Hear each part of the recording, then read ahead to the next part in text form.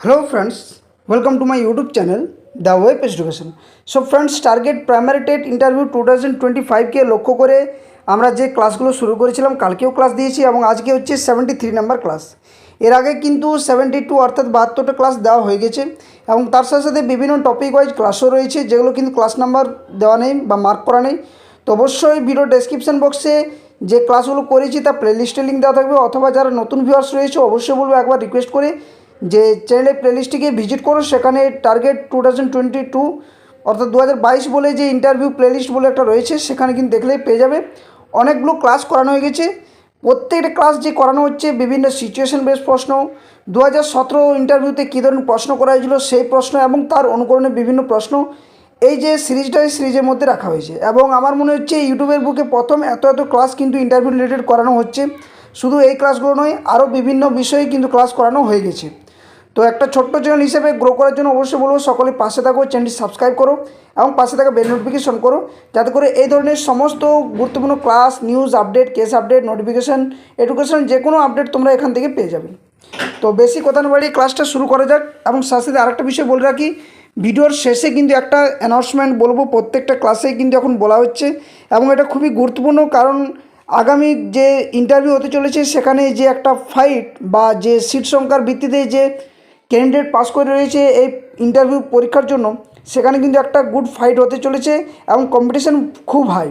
তো সকলে এখন থেকে প্রস্তুতি নাও, কারণ এখন থেকে প্রস্তুতি না নিলে কিন্তু পরবর্তী ক্ষেত্রে অনেক সমস্যার সম্মুখীন হবে। আর ইন্টারভিউতে কী ধরনের প্রশ্ন করবে কেউ কিন্তু সঠিকভাবে জানে না। যে প্রশ্নগুলো প্রিভিয়াস ইয়ারে করা হয়েছে বা কী ধরনের প্রশ্ন আসতে পারে সেই ঠিক রকম করা হচ্ছে। বাকি সবই কিন্তু যারা স্যার বা ম্যাডামের যারা ইন্টারভিউ নেবেন তাদের উপরে ডিপেন্ড করছে। তো অবশ্যই ক্লাসগুলো অনেক হেল্পফুল হবে, নলেজ বুস্ট হবে এবং সাথে সাথে যে একটা মানসিক চাপ সেটাও কিন্তু দূর হবে। তো অবশ্যই ক্লাসগুলো দেখো, লাইক করো, বাকিদের সাথে শেয়ার করো। যারা চ্যানেল নতুন আছে অবশ্যই চ্যানেলটি সাবস্ক্রাইব করে পাশে থাকা বেল নোটিফিকেশন করো। আর কেউ স্কিপ না করে ভিডিওর শেষ পর্যন্ত দেখবে, কারণ ভিডিওর শেষে অনেক কিছু তথ্য তোমাদের সামনে তুলে ধরা হবে বা চেষ্টা করা হবে, যেগুলো কিন্তু তোমাদের জানা অবশ্যই প্রয়োজন বা দরকার। ওকে, তো দেখো আজকে প্রথম প্রশ্ন 73 নম্বর ক্লাস, সেটা হচ্ছে আপনি কি মনে করেন যে শিক্ষকদের বিদ্যালয়ে শিক্ষাদান করা ছাড়া ব্যক্তিগতভাবে টাকার বিনিময়ে গৃহশিক্ষকতা করা উচিত? এটা প্রথমত প্রশ্ন রাখা হয়েছে। তো কিন্তু উত্তর কী হবে না, শিক্ষকদের বিদ্যালয়ে শিক্ষাদান করা ছাড়া ব্যক্তিগতভাবে টাকা বিনিময়ের গৃহশিক্ষকতা করা একদমই উচিত নয়। এই ধরনের কিন্তু প্রশ্ন করা হবে এবং ইন্টারভিউ সার্ভে ম্যাডামরা করবেন। এগুলো কিন্তু এমন ধরনের প্রশ্ন সিচুয়েশন বেসড, যেগুলো অনেক সময় ঘাবড়ে যাওয়া হয়। তো এখানে কি বলা হবে না, শিক্ষকদের বিদ্যালয়ে শিক্ষাদান করা ছাড়া ব্যক্তিগতভাবে টাকার বিনিময়ে গৃহশিক্ষকতা করা একদমই উচিত নয়, এটা প্রথমত বলতে হবে। তারপর কি না, তিনি যেহেতু সেবামূলকভাবে বা সমাজের সার্বিক উন্নয়নের জন্য বিনা বেতনে বিদ্যালয়ে পাঠদানের সময়ের বাইরে ছাত্রছাত্রীদের পড়াতে পারেন, সেদিকে নজর দেবেন।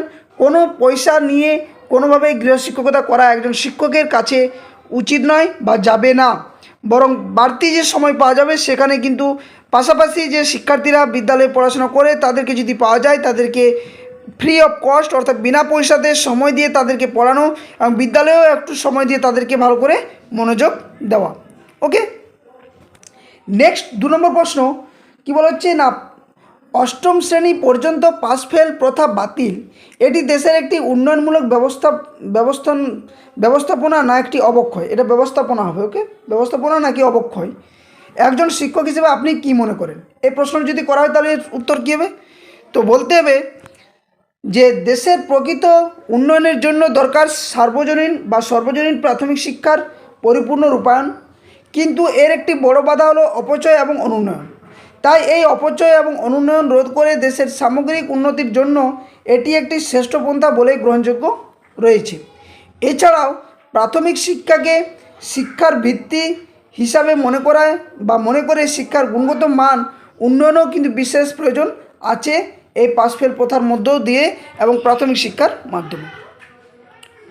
ওকে, নেক্সট প্রশ্ন যে আজকাল প্রায় শোনা যাচ্ছে যে শ্রেণীকক্ষে নিয়ম শৃঙ্খলা রক্ষার ক্ষেত্রে কী দেখা যাচ্ছে না, শ্রেণীকক্ষে নিয়ম শৃঙ্খলা রক্ষার ক্ষেত্রে শিক্ষকরা ব্যর্থ হচ্ছেন।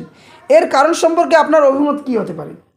তো দেখা যাচ্ছে যে আজকাল শ্রেণীকক্ষে কী হয় যে নিয়ম শৃঙ্খলা অনেক সময় থাকে না বা নিয়ম শৃঙ্খলা রক্ষার ক্ষেত্রে শিক্ষকরা ব্যর্থ হচ্ছেন। সেক্ষেত্রে আপনার কী মনে হয়? এটা কিন্তু প্রশ্ন যদি করে তার উত্তর কী হবে, এবং এটা কিন্তু 2017তে করা প্রশ্ন। সেক্ষেত্রে সঠিক উত্তর কী হবে না, এক্ষেত্রে বলতে হবে যে সমস্ত কিছুর সাথে তাল মিলিয়ে শিক্ষা ব্যবস্থা দ্রুত পাল্টে যাচ্ছে, তেমনই পাল্টে যাচ্ছে মানসিকতাও। ফলে যে সমস্ত সমস্যা দেখা দিচ্ছে সেগুলির মোকাবিলা করার মতো অভিজ্ঞ মানসিক সম্পন্ন শিক্ষকের অভাব থেকে যাচ্ছে। শিক্ষক, ছাত্রছাত্রী এবং অভিভাবক অভিভাবিকাদের যে মধ্যে সমন্বয়, সেই সমন্বয় সাধনে কিন্তু ঘাটতি কিন্তু থাকছে। সর্বোপরি গঠনমূলক পরিকল্পনা গ্রহণ করার ক্ষেত্রেও কিন্তু স্কুল প্রশাসন অনেক ব্যর্থ হচ্ছে, যার ফলে শ্রেণীকক্ষের মধ্যে যে একটা সঠিক স্বচ্ছভাবে যে পরিকল্পনা মাফিক যে কাজ, বা এই যে মানসিকভাবে শিক্ষার্থীরা যে মানে দুর্বল হয়ে পড়ছে বা হয়তো তাদের মধ্যে শৃঙ্খলাবোধ থাকছে না, এগুলো যাতে না তৈরি হয় তার জন্য কিন্তু শিক্ষককে সমস্ত দিক থেকে তৈরি থাকতে হবে। কাজটা কিন্তু লেন্থি হবে, ভিডিওগুলো একটু বড় হয়, তাই সকলে স্কিপ না করে শেষ পর্যন্ত দেখার চেষ্টা করবে, যাতে করে সকলে বোঝার ক্ষমতা হয়। কারণ ইন্টারভিউ ক্লাস যে গুটি কয়েকটা প্রশ্ন দিয়ে দিলাম বা সেগুলো উত্তর বলে দিলাম সেটা নয়, এখানে বোঝার মতো দক্ষতা থাকা দরকার এবং বুঝতে হবে। একঘেয়েমি বোধ অনেকেরই লাগবে, কিন্তু ইন্টারভিউর হলে যখন এই ধরনের প্রশ্ন করা হবে এবং যখন তোমরা পারবে না, তখন কিন্তু বুঝতে পারবে যে হ্যাঁ, স্যার বা ম্যাডামের ক্লাসগুলো কিন্তু দেখা উচিত ছিল সেই মুহূর্তে, আমরা দেখিনি। তো অবশ্যই ক্লাসগুলো দেখো, প্রত্যেকটা ক্লাস কিন্তু খুবই হেল্পফুল হবে এবং গুরুত্বপূর্ণ ক্লাস কিন্তু হচ্ছে প্রশ্নগুলো নিয়ে। নেক্সট 4 নম্বর প্রশ্ন, যে আপনার কোনো সহশিক্ষক বা প্রধান শিক্ষক মহাশয় আপনাকে অনুরোধ করলেন কোনো এক ছাত্রছাত্রীকে পরীক্ষায় বেশি নম্বর দিতে, আপনি বেশি কি নম্বর দেবেন বা আপনি কি বেশি নম্বর দেবেন, এই ধরনের যদি প্রশ্ন করা হয়, তো উত্তর কী হবে না, আমি হয়তো তাদের মুখের উপর না বলতে পারবো না, তবে ছাত্রছাত্রীদের উত্তরপত্র মূল্যায়নের সময় আমি সর্বদা নিরপেক্ষতার ভূমিকা পালন করব। আমার চোখে বিদ্যালয়ের সব ছাত্রছাত্রীর সমান বা সামঞ্জস্যতা, এটা নিয়ে কিন্তু আমি নিজেকে বিচার করব এবং ছাত্রছাত্রী বিচার করব। অর্থাৎ এখানে কিন্তু এই ধরনের গুগলি প্রশ্ন করতে পারে, যাতে করে শিক্ষার্থীরা বা চাকরি প্রার্থী যারা ইন্টারভিউ দিতে যাবেন তারা কিন্তু ঘাবড়ে যাবেন অনেক ক্ষেত্রে। তো এই ধরনের প্রশ্ন কিন্তু করতে পারে, সেটা কিন্তু স্কিপ না করে একদম সহজ সরলভাবে বোঝানোর চেষ্টা করতে হবে, যাতে করে কোনো নেগেটিভ পয়েন্ট এখান থেকে না পাওয়া যায়। ওকে, নেক্সট 5 নম্বর প্রশ্ন, সরকার একটি সিদ্ধান্ত নিতে চলেছে যে 5ম শ্রেণীকে প্রাইমারি স্কুলের সাথে পড়ানোর, আপনি কি এই সিদ্ধান্তের সাথে একমত পোষণ করেন? তো সম্প্রতি আমরা সকলে জানি যে প্রায় 2000-এর উপরে কিন্তু বিদ্যালয়ে, প্রাথমিক বিদ্যালয়ে 5ম শ্রেণী ইনক্লুড হয়েছে। সেখানে কিন্তু 5ম শ্রেণী পর্যন্ত পাঠরত হবে প্রাথমিক বিদ্যালয়গুলোতে। সেখানে যথেষ্ট পরিমাণ শিক্ষক শিক্ষিকা প্রয়োজন রয়েছে, কিন্তু যদিও এই যে শূন্যপদ, সেটা নিয়ে কিন্তু সকলে আমরা অসন্তুষ্ট রয়েছি, কারণ প্রাথমিকে যে শূন্যপদ রয়েছে তার কিন্তু খুবই নগণ্য পরিমাণ শূন্যপদ এখানে প্রাথমিক ইন্টারভিউর জন্য, বা শূন্যপদ যে 2022, 17, 14, 16 যাই হোক যতগুলো ক্যান্ডিডেট রয়েছে বিভিন্ন সেশনের, তারা যদি পরীক্ষাতে বসে বা ইন্টারভিউতে বসে, সেক্ষেত্রে কিন্তু একটা খুবই নগণ্য পরিমাণ ভ্যাকেন্সি। তো সেটা একটা আলাদা বিষয়। তো এখানে ফোকাস করা যাক যে সরকার একটি সিদ্ধান্ত নিতে চলেছে যে 5ম শ্রেণীকে প্রাইমারি স্কুলের সাথে পড়ানো, আপনি কি এই সিদ্ধান্তের সাথে একমত পোষণ করেন? এর উত্তর কী হবে না, উত্তর হবে স্যার, আমার মনে হয় উচ্চ প্রাথমিক বা হাই স্কুলগুলোর সাথে 5ম শ্রেণী রাখলে শিক্ষাতে অনেকটা সুবিধা হবে, কারণ 5ম শ্রেণী বর্তমান পাঠ্যক্রম উচ্চস্তরের যা প্রাথমিক বিদ্যালয়ের শিক্ষক শিক্ষিকাদের পড়ানোর ক্ষেত্রে সমস্যা হতে পারে। তাছাড়া অনেক প্রাথমিক বিদ্যালয়ে তেমন কোনো পরিকাঠামো নেই। এটা কিন্তু একটা গুরুত্বপূর্ণ পয়েন্ট, যদিও এটা আলাদাভাবে বলা যেতে পারে, কিন্তু এক্ষেত্রে প্রাথমিককেই বলা রয়েছে যে আমরা জানি এনসিটি গাইডলাইন বা আরটি, যে ক্লাস 1 থেকে ক্লাস 5 এটা হচ্ছে প্রাথমিক বিদ্যালয় বা প্রাইমারি স্কুলের ক্ষেত্রে এটা কিন্তু প্রযোজ্য রয়েছে। তো সেক্ষেত্রে কিন্তু প্রাথমিক বিদ্যালয়ে কিন্তু 5ম শ্রেণী রাখা দরকার। কিন্তু এখানে উত্তরটা যেহেতু একটা খুবই গুরুত্বপূর্ণভাবে বলা হয়েছে যে উচ্চস্তরে প্রাথমিক বিদ্যালয়ে থাকাটা জরুরি, কারণ কি সেখানে শিক্ষকতার যে একটা ত্রুটি সেটা কম রয়েছে, বা সবথেকে বড় জিনিস যে পরিকাঠামোগত সেটাও কিন্তু রয়েছে। এটাকে বিকল্পভাবে বলা যায়, সেটা কি না, এখানে বলা যেতে পারে যে স্যার, আমার মনে হয় সর্বভারতীয় শিক্ষা ব্যবস্থার সাথে তাল মিলিয়ে এই রাজ্যকেও চলা উচিত অন্যান্য রাজ্য এবং কেন্দ্রশাসিত অঞ্চলগুলির মতো। 5ম শ্রেণীকে প্রাথমিকে অন্তর্ভুক্ত করলে সর্বভারতীয় শিক্ষার সাথে মানানসই হবে, এটা এইভাবে বলা গেল। অর্থাৎ দ্বিতীয়ভাবে বললাম আমি, ছাত্র এবং শিক্ষক অনুপাত বজায় রাখতে 5ম শ্রেণীকে প্রাথমিকে অন্তর্ভুক্ত করা যে সরকার যে সিদ্ধান্ত নিয়েছে, সিদ্ধান্ত সেটা কিন্তু আমি সমর্থন করি। অর্থাৎ আমি দুভাবে বলার চেষ্টা করলাম, একটা নয় একটা হ্যাঁ। তবে প্রাথমিক বিদ্যালয়গুলি পরিকাঠামো তৈরি করে এবং ছাত্রছাত্রী অনুপাতে শিক্ষক শিক্ষিকা সংখ্যা বজায় রেখে আস্তে আস্তে কয়েক বছর ধরে 5ম শ্রেণী থেকে প্রাথমিকের অন্তর্গত করা কিন্তু যেতে পারে। অর্থাৎ যদি শিক্ষক শিক্ষিকা যথেষ্ট পরিমাণ থাকে এবং পরিকাঠামো ঠিক হয়, পাঠদান যদি ঠিক থাকে বা পঞ্চম শ্রেণীকে ইনক্লুড করার পেছনে যদি সমস্ত কিছু পরিকল্পনা ঠিক থাকে, তাহলেই কিন্তু বলবো ইনক্লুড করা দরকার প্রাথমিক বিদ্যালয়গুলোতে। ওকে, নেক্সট প্রশ্ন 6 নম্বর, যে আপনি কি বিদ্যালয়ের সহকর্মীদের সাথে রাজনীতি করবেন? এটা একটা প্রশ্ন, কারণ এখন বিভিন্ন জায়গাতে এটা যদিও বলা উচিত নয়, কিন্তু রাজনীতির বা একটা আলাদা যে বিষয় হয়ে উঠেছে যে রাজনীতির সাথে যুক্ত হওয়া বিভিন্ন শিক্ষা মহল থেকে শুরু করে সমস্ত বিভাগে, সেক্ষেত্রে এটার সাথে বলছে আপনি কি করবেন। তো স্কুলের মধ্যে গোষ্ঠী বা রাজনৈতিক দলের বিভাজন একদম কাম্য নয়। গণতান্ত্রিক দেশে প্রত্যেকের রাজনৈতিক মতাদর্শ থাকবে স্বাভাবিক, কিন্তু স্কুলের সেই বিষয়ে আলোচনা বিরত থাকা প্রয়োজন। আমি কখনো চাই না যে সহকর্মীদের সাথে যে পারস্পরিক সম্পর্ক সেটা বিচ্ছেদ ঘটুক অথবা ছাত্রছাত্রীদের মধ্যে রাজনৈতিক প্রভাব বিস্তার করুক। একজন শিক্ষক হিসেবে বিদ্যালয়ে যে কাজগুলি মানানসই সেই কাজগুলি কিন্তু করব, এবং যে বিষয়গুলো বিদ্যালয় সম্পর্কিত নয় সেই বিষয়গুলো কিন্তু এড়িয়ে চলব। অর্থাৎ এটা একটা একদম যুক্তিপূর্ণ উত্তর, এবং যেটার মধ্যে দিয়ে কিন্তু কোনোভাবেই নাম্বার পাওয়াটা একদম যে কেটে যাবে বা নাম্বার দেবে না সেটা কিন্তু নয়। অর্থাৎ একদম সঠিকভাবে বলা ভঙ্গিমা অনুসার কিন্তু বলতে হবে। একটা রিকোয়েস্ট হলো সকলের সামনে, যেহেতু পুজো শুরু হয়ে গেছে অলরেডি, আর আমি আজকে যেহেতু ফাঁকা রয়েছি তাই ক্লাসগুলো দিচ্ছি, তো বাইরের যদি কিছু আওয়াজ করে ওটা অবশ্যই কিন্তু সকলে এড়িয়ে চলবে এবং একটু অ্যাডজাস্ট করে ক্লাসগুলো দেখে নিও। ওকে, কারণ 2-1 দিন এখন পুজোর মরশুম, চারদিকে কিন্তু প্যান্ডেলের বাজনার আওয়াজ, ঢাকের আওয়াজ, সাথে সাথে বিভিন্ন যে সাউন্ডের আওয়াজ, পাড়া প্রতিবেশীর মধ্যে যে হই হুল্লোড় একটা মনোভাব সেটা কিন্তু থাকছে, তাতে করে কিন্তু অনেকেরই হয়তো এই ভিডিও দেখার সাথে সাথে একটু ব্যাঘাত ঘটবে। কিন্তু যারা প্রিপারেশন নিচ্ছ আমি বলবো নিজের প্রিপারেশন চালিয়ে যাও আর একটু অ্যাডজাস্ট করে প্রত্যেকটা ভিডিও দেখো, আর শেষ পর্যন্ত দেখো। একটা অ্যানাউন্সমেন্ট বলবো, খুবই গুরুত্বপূর্ণ অ্যানাউন্সমেন্ট, তোমরা সকলে দেখো, এটা তোমাদের ভালোর জন্যই কিন্তু করা হয়েছে, অনেক আগেই করা হয়েছে। যারা নতুন ভিউয়ার্স রয়েছে তাদের জন্য কিন্তু এটা অনেক হেল্পফুল হবে। নেক্সট 7 নম্বর প্রশ্ন, অনেক সময় দেখা যায় বিভিন্ন রাজনৈতিক দল স্কুল বাড়ি দখল করে সম্মেলন করছে, আপনি বিষয়টি কীভাবে নেবেন? এটা কিন্তু একদম বাস্তবিক ঘটনা, এবং এটা বিশেষ করে গ্রাম্য বিদ্যালয়গুলোতে বেশি দেখা যায়। যে অনেক সময় গ্রামের বিদ্যালয়গুলোতে কী হয়, যে কোনো একটা ভোটের মরশুমে বা ভোটের সময় বা রাজনৈতিক দলগুলো কী করছে, সেখানে কোনো সম্মেলন করছে, কোনো মিটিং করছে, এই ধরনের বিষয়গুলো দেখা যায়। সেক্ষেত্রে আপনি কীভাবে নেবেন বিষয়টি? তো গণতান্ত্রিক দেশে শিক্ষা প্রতিষ্ঠানগুলি জনগণের ইমারত।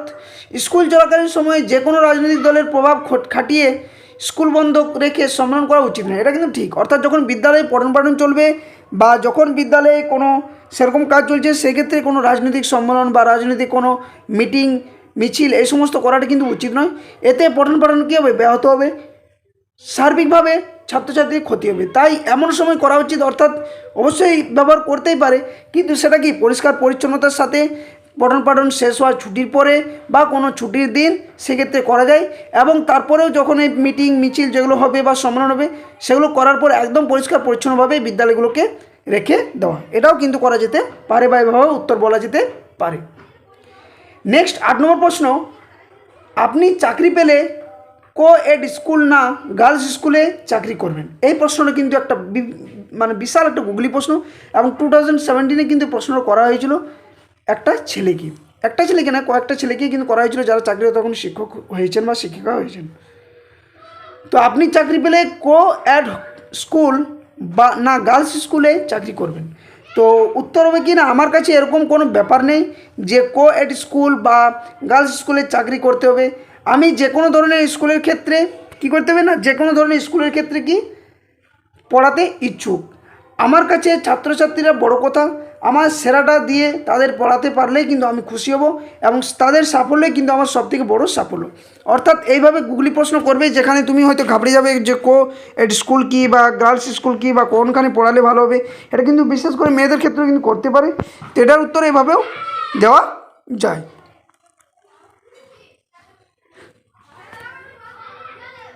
নেক্সট 9 নম্বর প্রশ্ন, যে আপনি জানতে পারলেন যে বিদ্যালয়ের কমন রুমে কয়েকজন ছাত্র ধূমপান করছে, তাহলে আপনি কী ব্যবস্থা গ্রহণ করবেন? তাদের কোনো শাস্তি দেবেন? তাদের কি কোনো শাস্তি দেবেন? তো এই ধরনের যদি প্রশ্ন করা হয়, এগুলো কিন্তু সিচুয়েশান বেস প্রশ্ন, এবং এগুলো করবে একদম শিওর 100% যে এই ধরনের প্রশ্নগুলো ভিভিআই প্রশ্ন এগুলো করা হয়। তো সব কিছু সমাধানের জন্য শাস্তি একমাত্র উপায় নয়, প্রথমত এটা বলতে হবে। শাস্তি দেওয়ার পর তারা যে ধূমপান করবে না এটাও কিন্তু বলা যায় না। আমি তাদের সাথে সরাসরি বন্ধুর মতো কথা বলবো এবং ধূমপানের ক্ষতিকারক বিষয়ে তাদেরকে বোঝানোর চেষ্টা করব। অল্প বয়সে খারাপ শখগুলো পরবর্তীতে একদিন নেশায় পরিণত হয়, যা থেকে পরবর্তীতে ক্যান্সার, হাঁপানির মতো মারণ রোগ কিন্তু সৃষ্টি হতে পারে। কয়েকদিন তাদের উপর পর্যবেক্ষণ করার পর যদি দেখি তারা আবার ধূমপান করছে, তাহলে তাদের অভিভাবকের সাথে কথা বলে কাউন্সেলিং করানোর চেষ্টা করব। অর্থাৎ প্রথমেই তাদেরকে যে বকাঝকা করে দিলাম, মেরে দিলাম, স্কুল থেকে বের করে দিলাম, বাবা মাকে ডেকে মিটিং করে দিলাম, এটা করা উচিত নয়। প্রথমত তাদেরকে বোঝানো, তাদেরকে সুযোগ দেওয়া, তারা যাতে ছাড়তে পারে আস্তে আস্তে। তারপরেও কিছুদিন তাদেরকে পর্যবেক্ষণের মধ্যে রাখা। যদি তারা না ছাড়তে পারে তাহলে কিন্তু অভিভাবকদের সাথে কথা বলে তাদেরকে বিদ্যালয়ে আলাদা ডেকে নিয়ে তাদেরকে কাউন্সেলিং করানো এবং সমস্ত কিছুটা অভিভাবকদের উপর তারপর ছেড়ে দেওয়া উচিত। ওকে, নেক্সট 10 নম্বর প্রশ্ন, যে বর্তমান শিক্ষা ব্যবস্থার একটি দিক উল্লেখ করো যেটি আপনি শিক্ষক হিসেবে পরিবর্তন হওয়া জরুরি বলে মনে করেন। তো এটা একটা খুবই ভালো প্রশ্ন এবং এই প্রশ্নটা করার মতো একটা প্রশ্ন রয়েছে। সেক্ষেত্রে উত্তর কী হবে?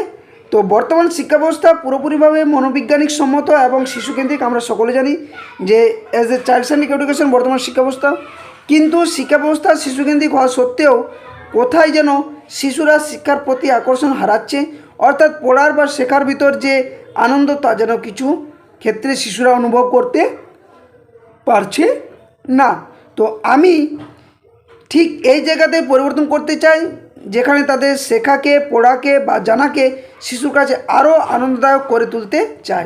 অর্থাৎ তাদের স্তরে গিয়ে তাদেরকে পড়ানো, তাদেরকে বোঝানো, তাদের কাছে বন্ধু মতো আচরণ করে, তাদেরকে মজার চলে, বিভিন্ন গল্পের চলে, বিভিন্ন ভিডিও দেখিয়ে বা তাদেরকে একদম কী বলবো প্লেওয়েট মেথডে তাদেরকে একদম সমস্যা সমাধান পদ্ধতির মধ্যে বিভিন্নভাবে মনস্তাত্ত্বিক পদ্ধতিতে তাদেরকে শিক্ষাদান করতে হবে, যাতে করে তারা যেমন আনন্দ পায়, তাদের শিক্ষাটাও যাতে স্থায়ী হয়, তারা যাতে ভালোভাবে বুঝতে পারে, পরবর্তীতে তাদের যাতে ভালো একটা উন্নত হয়। নেক্সট 11 নম্বর প্রশ্ন, যে নম্বর না গ্রেড কোনটি বেশি যুক্তিযুক্ত? এই প্রশ্নটা কিন্তু করেছে, এটা কিন্তু বিবিআই, এটা অনেকেই করেছে। তো নম্বর না গ্রেডেশন কোনটি বেশি যুক্তিযুক্ত? তো যদি বলা হয় তাহলে কী করবে না, আমার ব্যক্তিগতভাবে মনে হয় যে নাম্বারের থেকে গ্রেডেশন বেশি যুক্তিযুক্ত। কারণটা বলতে হবে, কারণ যুক্তিযুক্ত যখন বলা হয় তখন তো কারণটা জানা দরকার।